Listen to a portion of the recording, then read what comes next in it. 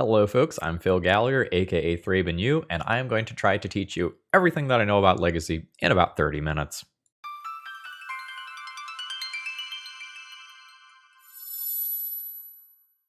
Maybe you're a new Legacy player.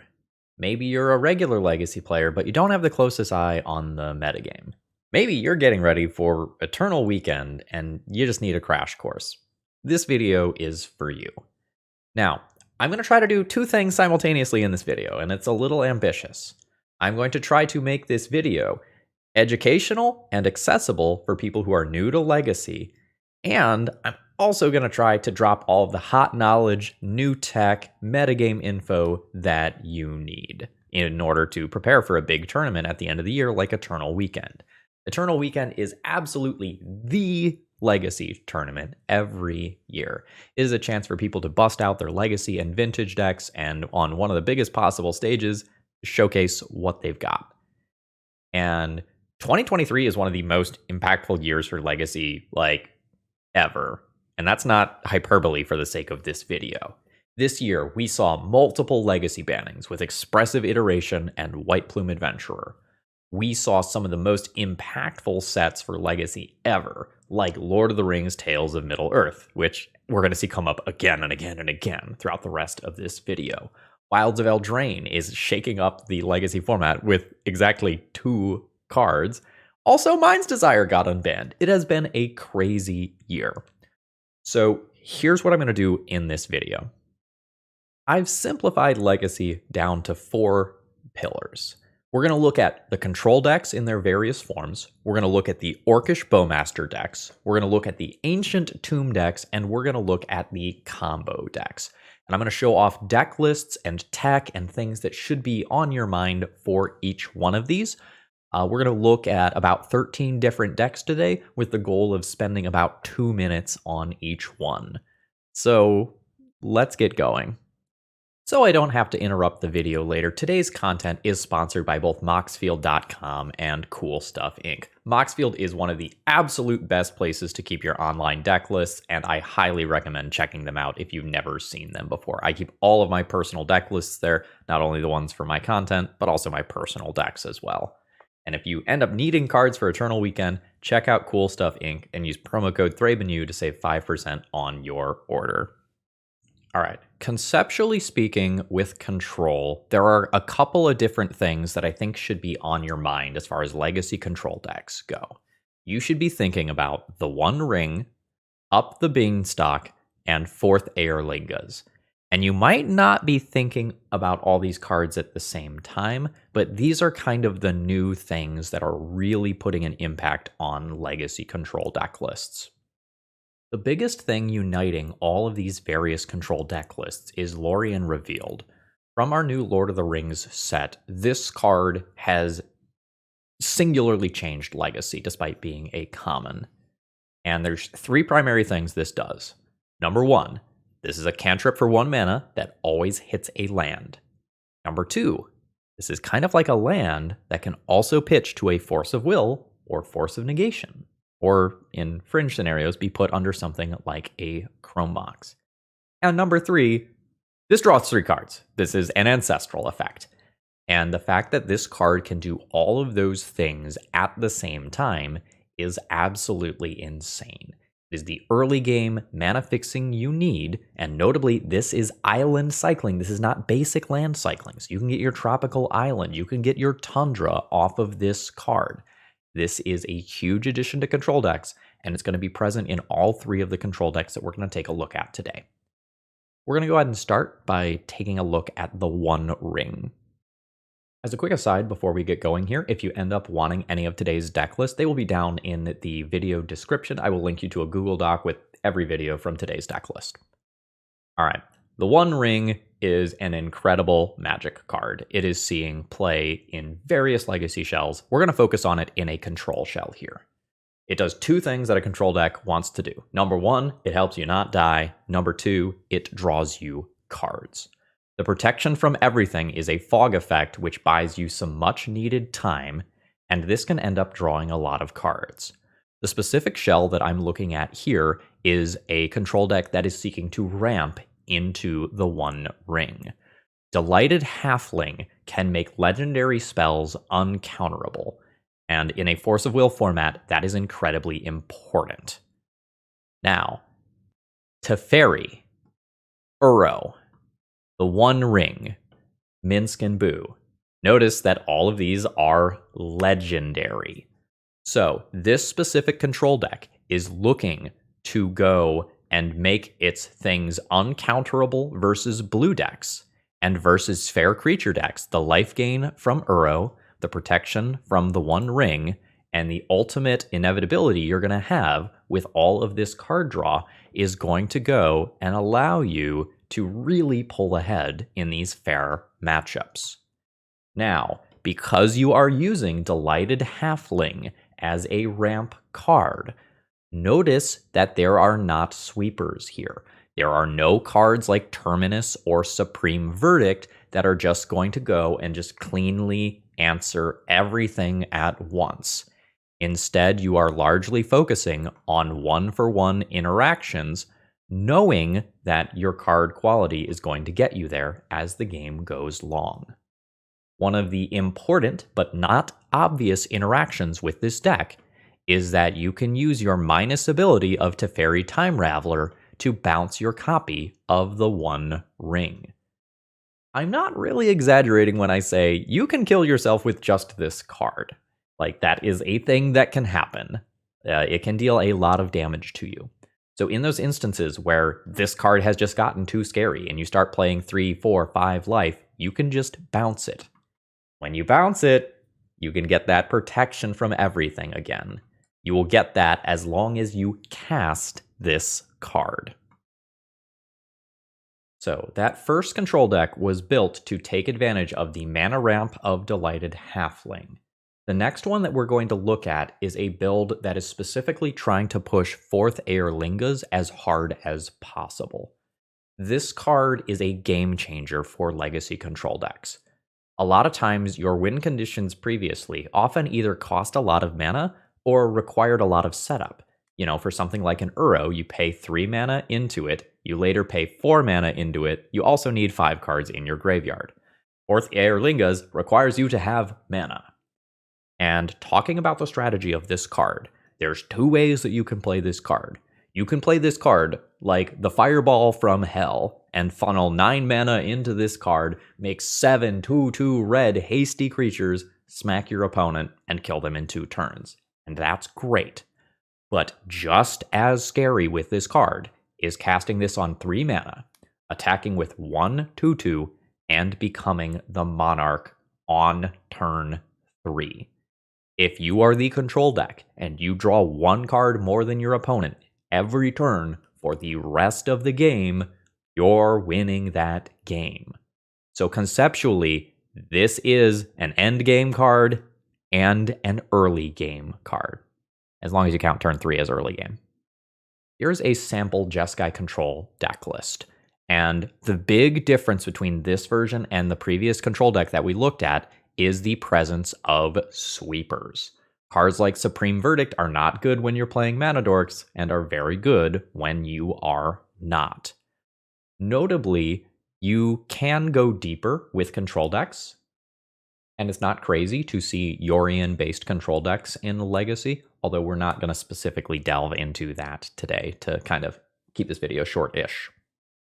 Sometimes in these control deck lists, you will also see kind of a pseudo-combo finish in builds that are specifically heavy on Narset Parter of Veils, which says each opponent can't draw more than 1 card each turn. You should expect the possibility of Days Undoing.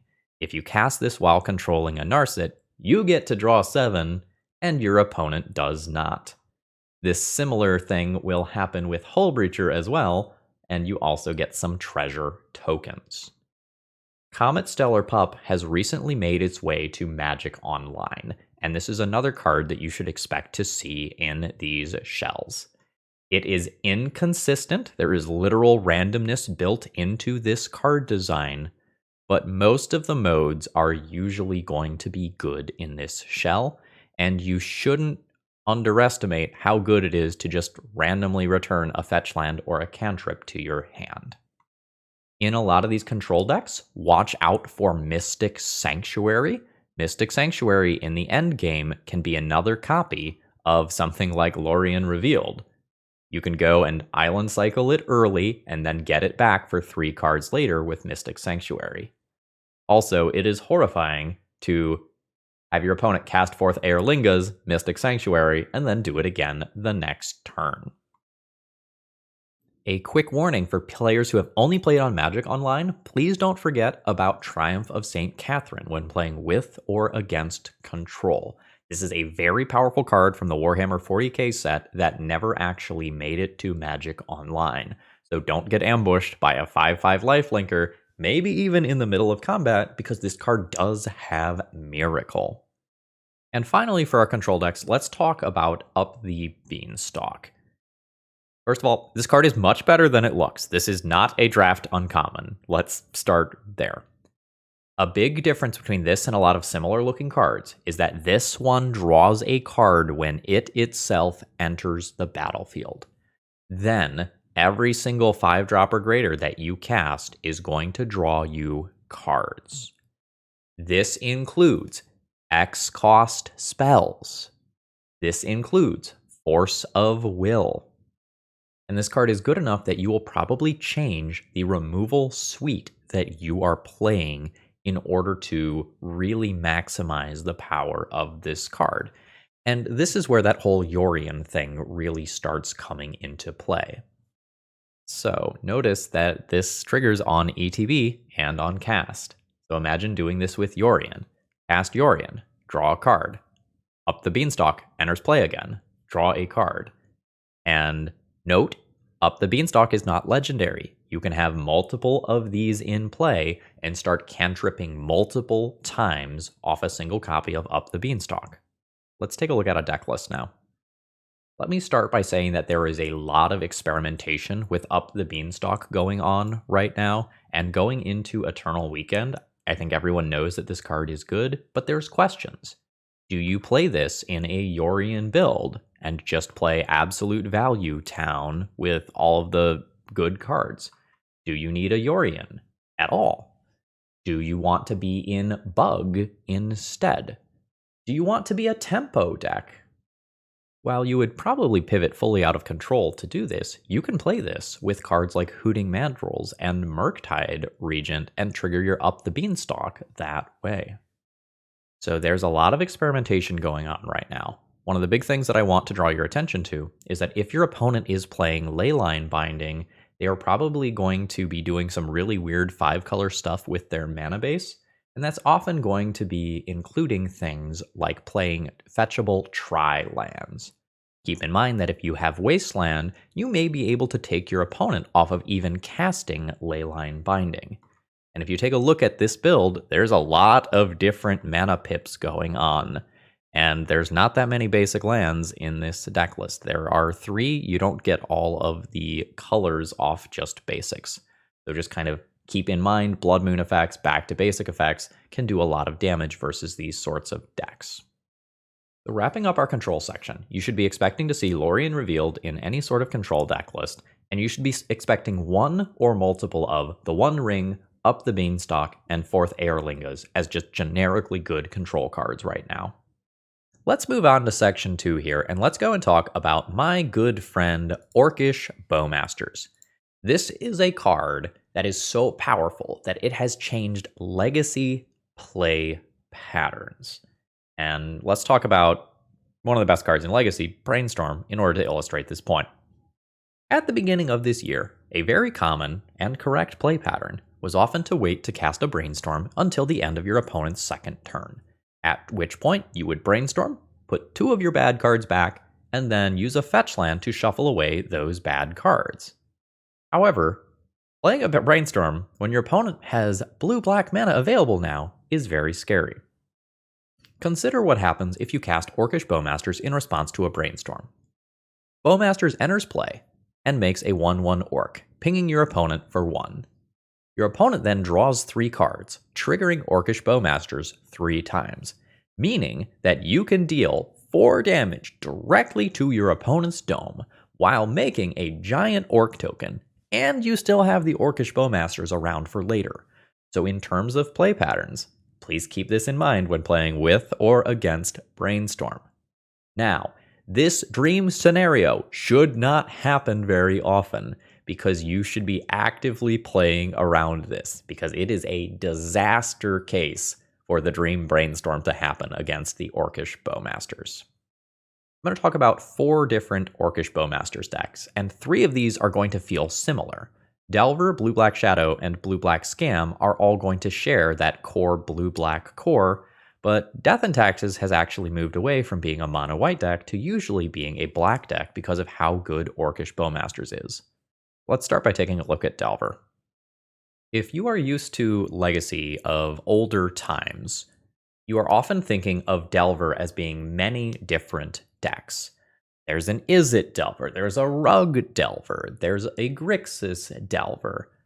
Right now, as of the time of recording, Grixis Delver is far and away the most popular deck in Legacy, and usually the only Delver variant that you'll see.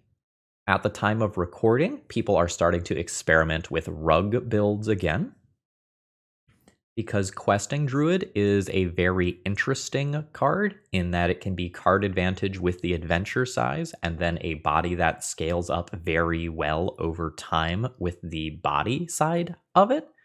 But generally speaking, Grixis Delver is what you should expect to play against, although people are going to start tuning this card and we'll see if it's actually good. Your Grixis Delver deck is going to look something like this. You're going to see Murktide Regents and Dragon Rage Channelers really using the graveyard well as a resource, and you are going to see maybe 3 or 4 copies of Orcish Bowmasters as the supporting cast here. There's some wiggle room in what the flex slots of this deck are going to be. This version has specifically chosen Unholy Heat, as doing 6 damage will kill most things, including some of those larger creatures like Murktide Regent or maybe an initiative creature that can easily get outside of the range of a normal lightning bolt. Sideboards of a Grixis Delver deck list are often going to be singleton or close to it, because your assorted cantrips can help you find powerful but narrow effects that will absolutely dominate an appropriate matchup if you find them.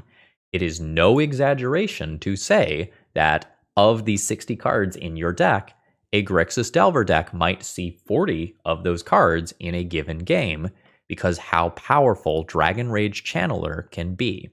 Your Ponder can normally look at 4 cards. 3 off the initial look, a 4th if you shuffle. Well, Dragon Rage Channeler's Surveil will allow you to get 1 deeper, allowing your Ponder to look at 5 cards instead of 4. And because of that, you can run very narrow, very strong cards in your sideboard. The next 2 decks on my list are Death Shadow and Blue-Black Scam. And I'm going to lump these together. If you want the long version of the differences between these, check out the most recent episode of the Eternal Glory podcast for an hour-long explanation. These 2 decks I'm going to lump together because of Troll of Khazad-dûm. This is a card that has become very popular in Legacy, in that it is a swamp cycler that can find you your underground sea or whatever land you are looking for, while also being a crazy card to reanimate on turn 1 or 2, and it's relatively hard castable in the late game. This card is very powerful and can provide free wins. Note that reanimating this card does cost you 6 life, and that can be a little bit spooky. This card has massively changed Death's Shadow. Previously with Death's Shadow, you oftentimes had to run kind of like some bad cards like Street Wraith in order to fill out your deck and make sure you could do the appropriate amount of life loss, but here you don't have to do that anymore. Between some copies of Watery Grave and Reanimate, and maybe some additional spells like Dismember, you can go and lower your life total quickly. And again, you see some light graveyard-based elements with things like Murktide Regent. Notably here, you do not see cards like Grief, at least most of the time. Here's a second deck list. This is the Dimir Scam, the Blue-Black Scam deck list. that is going to run Grief in addition to the things we saw in the last deck list. The idea being that you will evoke Grief on turn 1 and then immediately go and reanimate it to take cards from your opponent. And if you rip the 2 best cards out of your opponent's hand, it should be pretty easy to win most of the time. Note that this version of the deck will often play Mystic Sanctuary as a part of its endgame, alongside something like Sauron's Ransom as kind of a weird fact or fiction effect that is your form of card draw.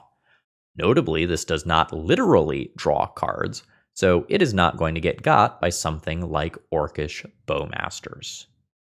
So both of those deck lists that we just looked at, the blue-black Death Shadow deck list and the Scam deck list, are sharing most of the same blue-black core, but they kind of approach the finer details differently.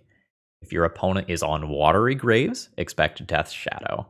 And if you're not seeing that, and especially if you see Grief, then you know you're playing against the Scam deck list instead.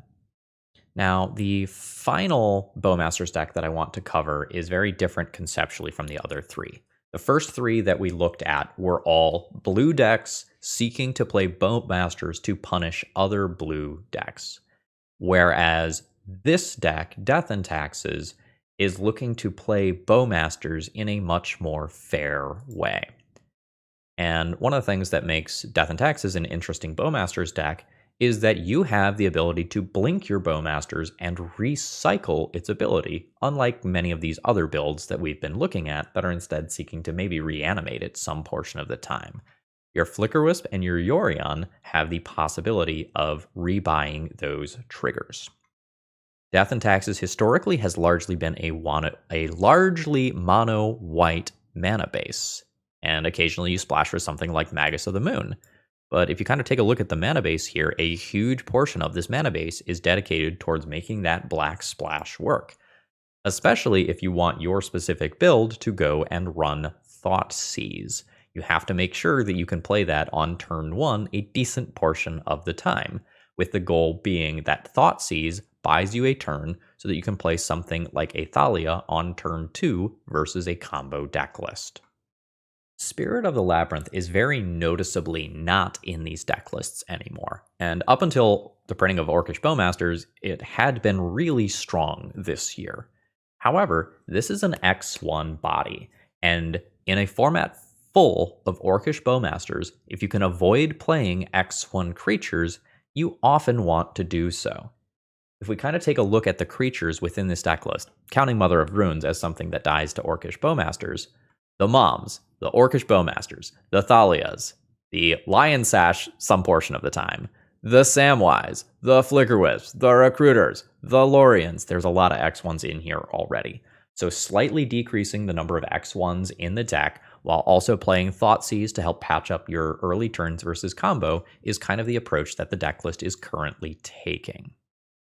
And let's zoom in on 2 cards real quick that you might not be familiar with if you haven't been keeping up with Legacy. One is Samwise the Stout-Hearted. This is a 2/1 with Flash. When it ETBs, you choose up to 1 target permanent card in your graveyard that was put there from the battlefield this turn. Return it to your hand, and then the ring tempts you. We're going to ignore the ring tempts you part because it's just too much to go into right now.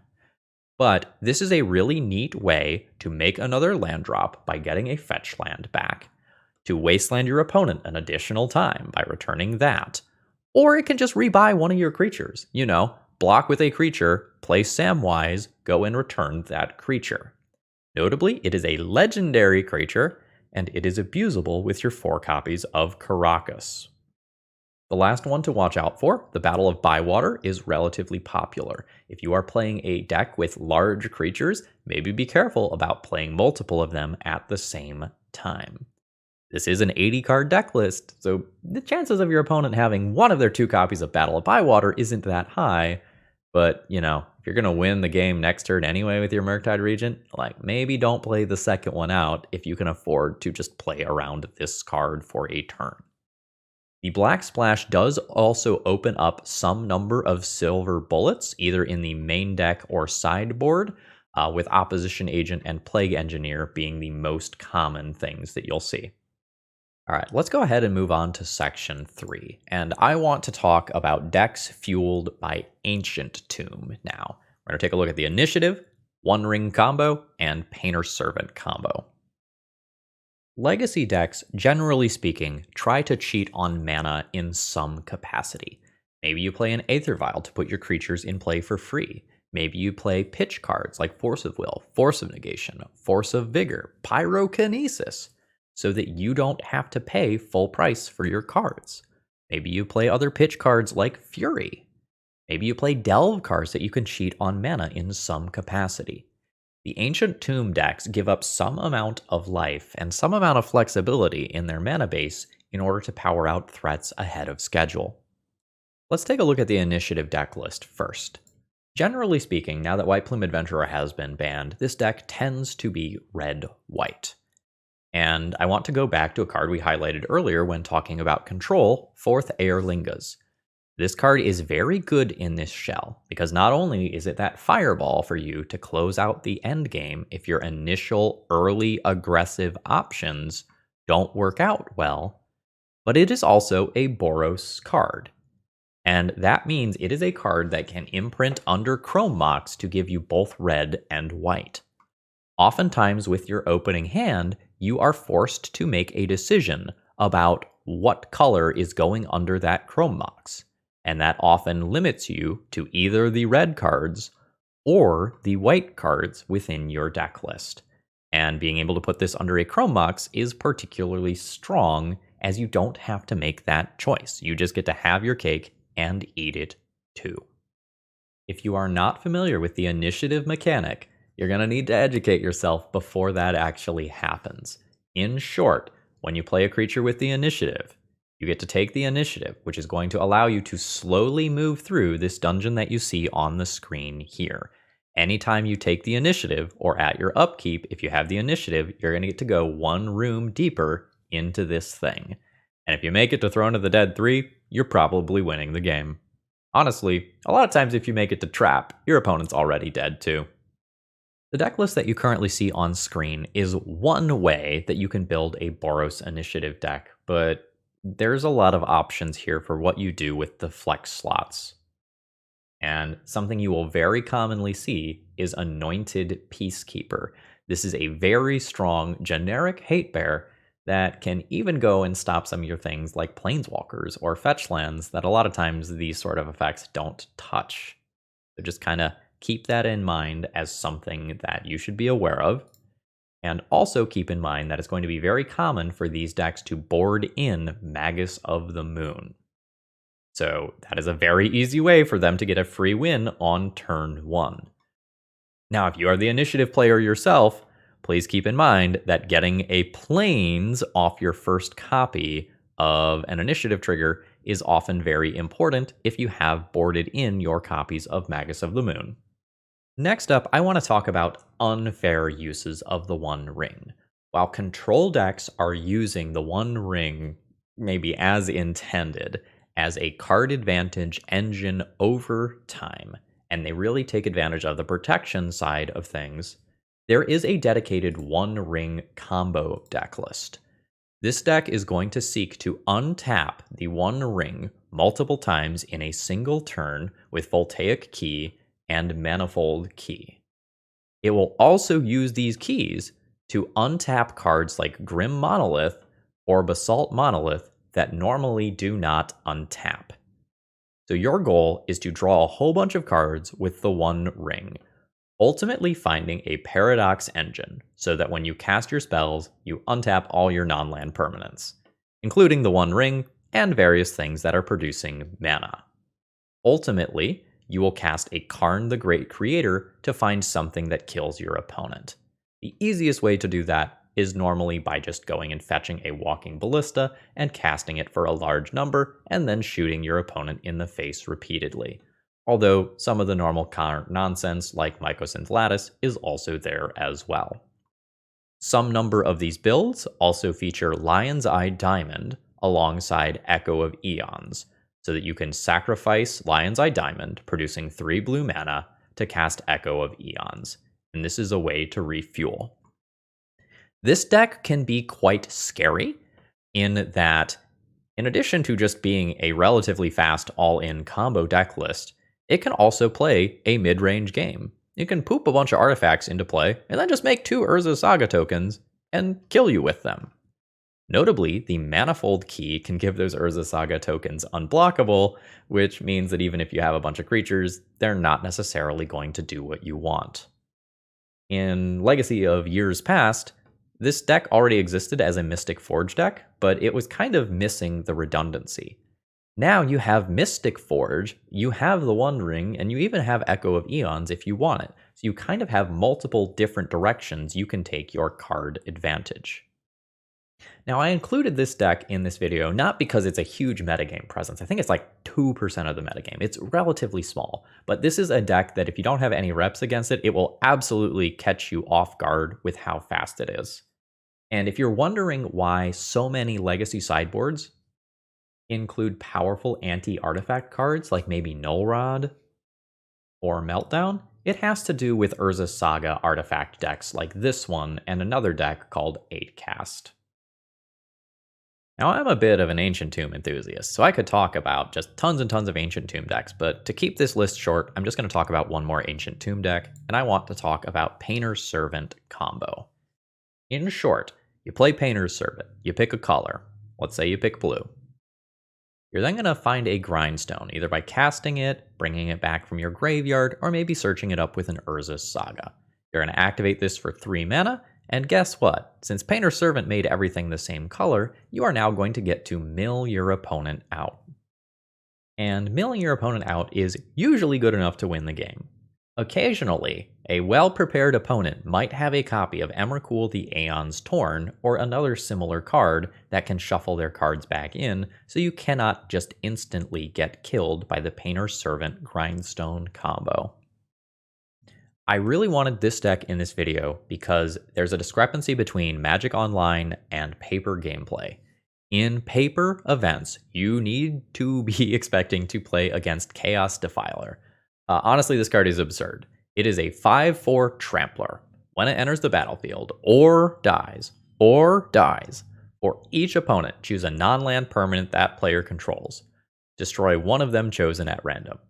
Okay, well, guess what? There's one opponent, and we're going to choose a non-land permanent that player controls. So when this enters the battlefield, you nuke the biggest problem on the other side of the battlefield. When it dies, you do it again. And guess what? The deck is equipped to recycle these with cards like Goblin Welder. Your Painter's Servant deck list is going to look something like this. There are mono-red variants that don't have the Chaos Defiler. There are blue variants that have some cards like Thoughtcast instead, but generally speaking, I would expect the shell to be Rakdos.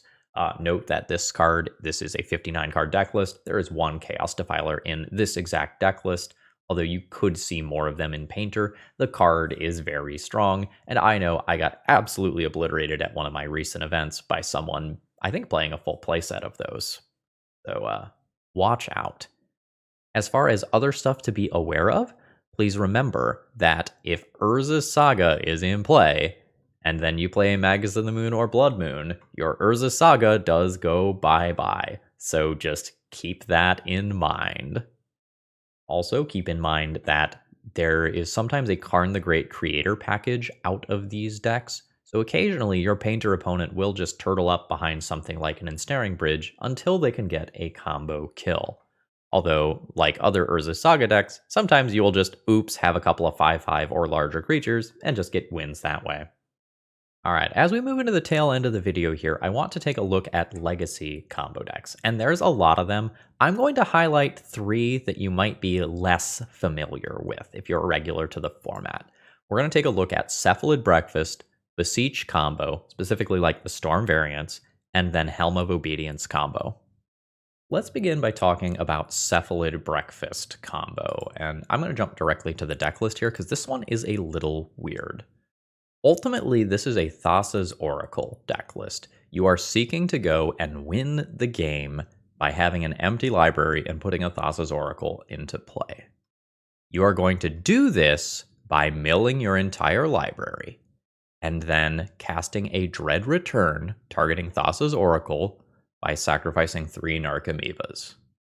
You're going to mill your library by repeatedly targeting a Cephalid Illusionist, which, whenever it becomes targeted, you mill 3 cards.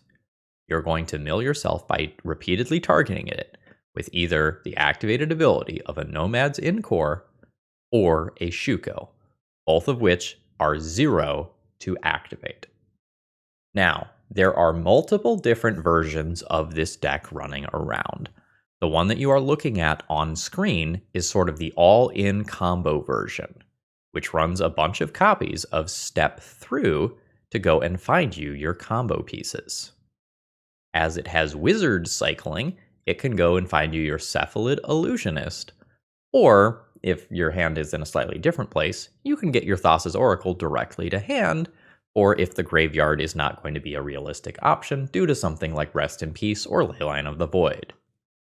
This specific build is looking to be more defensive and cut off your opponent's interaction either by silencing them ahead of time with Orum's Chant or by having Pact of Negation as an additional hate card, an additional counterspell for your opponent's stuff. Regardless of which build you're playing, you should be expecting Urza's Saga to be in the deck list as a way to go and fetch up your Shuko, or occasionally something like a Lotus Petal or another utility card like a Pithing Needle or Tormod's Crypt out of the sideboard. But Urza's Saga can just be a plan B. Making 2 tokens and bashing your opponent with it while, controlling a Shuko and equipping a Shuko is a reasonable alternative win condition. Some versions of the deck will then go and play Stoneforge Mystic, and this can serve as a tutor for Shuko, one of your combo pieces, while also just threatening to end the game by just playing a Kaldra on turn 3 and hitting your opponent 4 times with it. Kaldra is an absolute pain in the butt to answer, even by legacy removal standards, and if you don't have exile-based removal, that card can be really, really scary. The final thing that I want to say about Cephalid Breakfast is that it can be a very frustrating deck to try and sideboard against, because if you gear too much towards beating the combo, something like a Kaldra or a pair of Urza Saga tokens can pretty easily beat you. And if you keep too many just like random spot removal spells in, those aren't always going to stop the Cephalid Illusionist combo from going off. A lot of people will say something like, Cephalid Illusionist is a 1/1. Now that Orcish Bowmasters is everywhere, this deck is just dead. But I think the rumors of this deck's death have been greatly exaggerated. And finally, I want to look at 2 different Beseech the Mirror deck lists, as this card is currently some of the hotness in Legacy. This is a tutor that lets you cast the card you find. Now, there are some costs in deck building associated with this. You're going to have to sacrifice an artifact, enchantment, or token as you cast this spell. But there are artifact lands. Urza Saga is an enchantment land. Orcish Bowmaster comes with a token, so that cost is not as high as you might imagine it might be by Legacy standards. And the first place that I'm going to take a look at this, like the first home for this that I want to look at, is within a Storm combo archetype. So here is a Beseech the Mirror Storm combo deck list that ultimately is going to make either a large number of Goblin tokens and kill you the next turn, or it will cast Tendrils of Agony and kill you immediately. The kind of thing that makes this deck tick is actually Gaia's Will. Let's make that one big for a second. So Gaia's Will is sort of a Yawgmoth's Will that you can find off Beseech the Mirror. And the interesting thing you can do with this is actually win off of very few cards. You can do something like Dark Ritual, some artifact like a Lotus Petal that you can sacrifice, and Beseech, and then Gaia's Will those cards back. And then go like Lotus Petal, Dark Ritual, Beseech again, and lines like that are going to result in deterministic kills from very few cards. But things don't always work out that cleanly in Legacy, and a lot of these decks are now experimenting with Song of Creation as sort of an additional value / storm engine. You should expect some amount of secondary tutors from a Beseech deck This version is opting for Wishclaw Talisman, which is very powerful. And so that your combo turn doesn't get disrupted, you're often going to see things like Veil of Summer to protect from counter spells.